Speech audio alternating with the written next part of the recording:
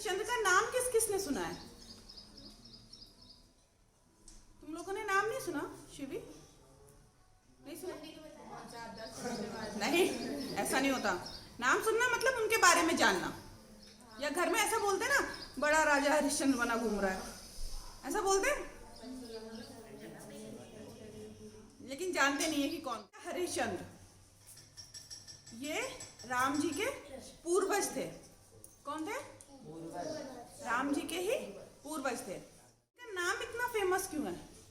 वो जो बोल देते थे वो करते थे, सच बोलते थे, जो आज हम में से कोई नहीं करता। करता है क्या कोई? झूठ बोलते हैं, इसीलिए वो फेमस है और कोई नहीं हो पाता। जिसने जो सोच लिया वो कर लेना, तो वो क्या हो जाता है? फेमस हो जाता है, और उसको लोग आगे तक याद रखते हैं। अभी क्या, हरिश्चंद्र राम जी के पूर्वज थे और वो हमेशा सच बोलते थे, जो वो बोलते थे वो करते थे।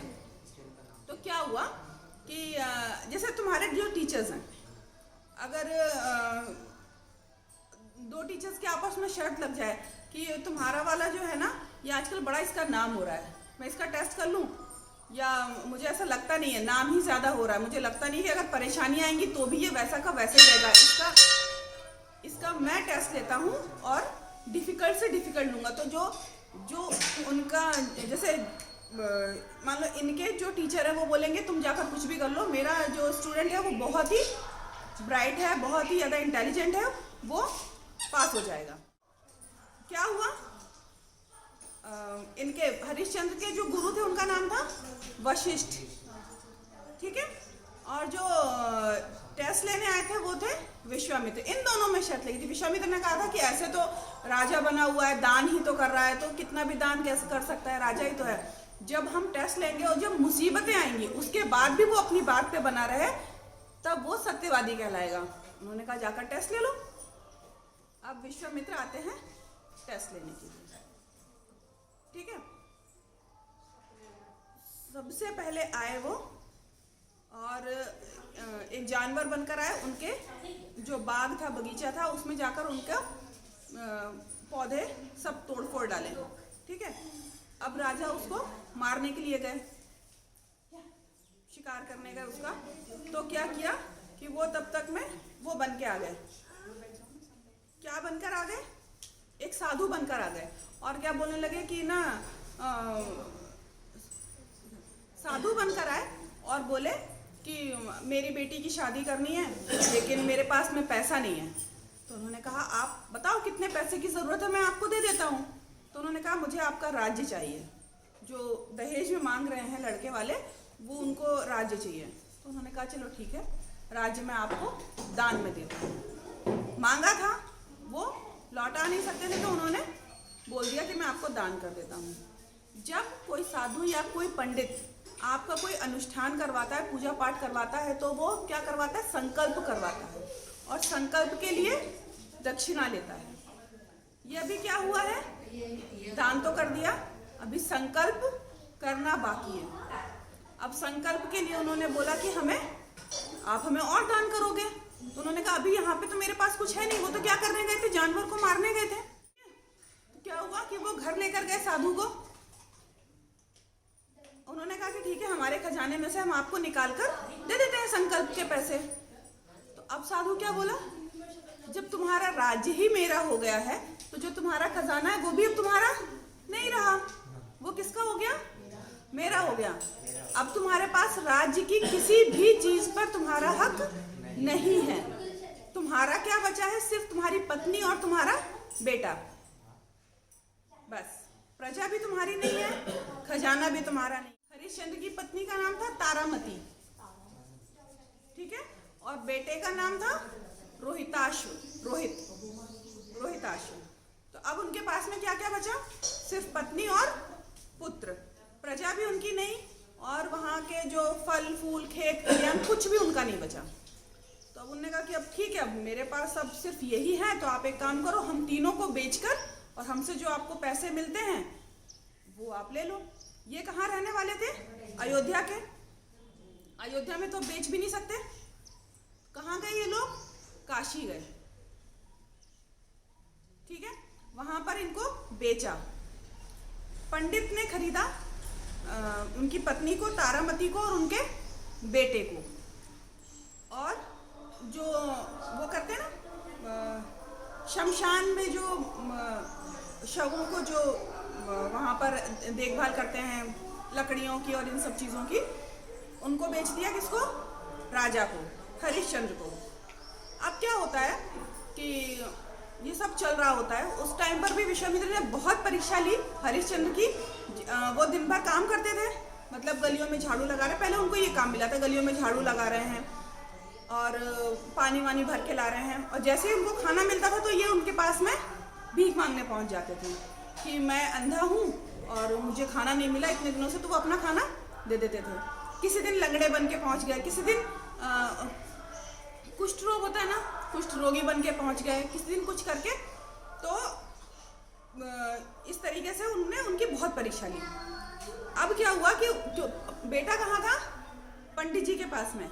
वो क्या करता था? पंडित जी के लिए फूल वगैरह तोड़ के लाता था बगीचे में से। वो गया फूल तोड़ने के लिए और फूल में विश्वामित्र नाग बन के बैठे हुए थे, सांप बन के बैठे हुए थे। और जैसे ही वो फूल तोड़ने गया तो उसको डस लिया, उनके बेटे की मृत्यु हो गई। ठीक है। अब उनकी पत्नी जो थी वो क्या करती हैं? उसको ले जाती हैं किसके लिए? अब दाह संस्कार के लिए ले जाना पड़ेगा, वहीं ले जाती हैं उसी शमशान में जहाँ पर हरिश्चंद्र रहते हैं। लेकिन वो तो खुद इतनी गरीब थी, बिकी हुई थी, उनके पास तो कुछ था नहीं। अब क्या होता है कि हम कोई भी काम करते हैं तो हमें टैक्स देना पड़ता है। वहाँ हरिश्चंद्र ने जान लिया था कि हमारा बेटा है, इसकी मृत्यु हो गई है, ये हमारी पत्नी है, ये उसको लेकर आई है। लेकिन क्योंकि ये उनकी ड्यूटी थी कि वहाँ पर जो भी कोई शव को जलाने के लिए आएगा उससे उन्हें टैक्स लेना ही है, तो उन्होंने बोला कि हमें टैक्स चाहिए, ऐसे हम तुम्हें जलाने नहीं देंगे। तो अब टैक्स के रूप में वो क्या देती? तो जो साड़ी पहनी हुई थी उन्होंने, उसमें से आधी साड़ी फाड़कर टैक्स के रूप में दे देती हैं। ठीक है। और उसके बाद वो आ जाती हैं। साड़ी कितनी थी? आधी। वो एक मंदिर में जाकर अपने आप को छुपा लेती, क्योंकि अब उनके शरीर में पूरी साड़ी भी नहीं होती है। अब इधर पर विश्वामित्र क्या करते हैं कि एक बच्चा उसी रानी के, तारामती के बगल में जाकर लिटा देते हैं और गांव में ये शोर कर देते हैं कि एक डायन आई है जो बच्चों को खा रही है। ये होती है परीक्षा। ठीक है। जो वो ले रहे थे, ये देख रहे थे कि ये कितना सच बोलते हैं और कहाँ तक ये अपनी बात के ऊपर रहते हैं। अब ये काम किसको दिया गया? जब गांव वालों में ये बात फैली तो क्या हुआ? अब उस डायन को या उस महिला को मारना है। तो ये काम किसको दिया गया? हरिश्चंद्र को, क्योंकि वो वहां पर वही काम कर रहे थे, शवों को जलाने वाला और जो भी कुछ। तो उनको दिया गया कि तुम जाकर उसको मार कर आओ। वो जाते हैं और देखते हैं कि ये तो तारामती है। अब क्योंकि इसका बेटा मर गया है तो क्या ये दूसरे के बच्चों को खा जाएगी? तो वो अपनी ही पत्नी को मारने के लिए तैयार हो जाते हैं। वो तलवार उठाते हैं और मारने लगते हैं। तब तक में फिर वहाँ पर विश्वामित्र, वशिष्ठ और भगवान विष्णु सब आते हैं और बताते हैं कि सिर्फ तुम्हारी परीक्षा हो रही थी, तुम्हारे टीचर्स में शर्त लगी हुई थी, तुम्हारे गुरुओं में शर्त लगी हुई थी कि तुम्हारा जो शिष्य है वो कितना श्रेष्ठ है, और तुम उस परीक्षा में पास हो गए हो। तुम सत्यवादी हो, तुम जो बोलते हो तुम वो कर लेते हो। ठीक है। तो ये होती है परीक्षा। तुम लोग अपने टर्मिनल से भी और सारे इंटेस्ट से भी डरने लगते हो कि अरे बाप रे ये क्या है। जबकि तुम्हें परीक्षा के लिए पूरी प्रिपरेशन का टाइम मिलता है ना, उसके बाद भी फेल होते हो। यहाँ टाइम मिला था क्या हरिश्चंद्र को? उन्हें तो पता भी नहीं था उनके साथ में क्या चल रहा है। कहाँ एक दान देने के चक्कर में राज्य गया, पत्नी गई, बेटा गया, जान से चले गए, उसके बाद भी और अपने हाथों से भी जान लेने के लिए तैयार हो गए। जो हमने सोचा है, उन्होंने सोच लिया था कि हमें दान करना है, हमें सच बोलना है, हमें वही करना है, तो उन्होंने जो सोच लिया वो कर लिया। तो जिंदगी में अपने आप को इस लायक बनाओ कि जो हम सोच लें वो हम कर डालें। फिर हमको बीच में कोई समझाने वाला, बहलाने वाला, चाहे वो मोबाइल हो, चाहे वो दोस्त हो, चाहे वो रिश्तेदार हो, चाहे दुश्मन हो, हमको अगर कोई डिस्ट्रैक्ट करने की कोशिश भी करेगा ना तो हम नहीं होंगे। जो सोचा है वो करेंगे। और सोचना हमेशा सही, गलत नहीं सोचना है कि वो जा रहा है तो जाके टांग अड़ा दी और उसको गिरा दिया, ये नहीं सोचना है। ठीक है।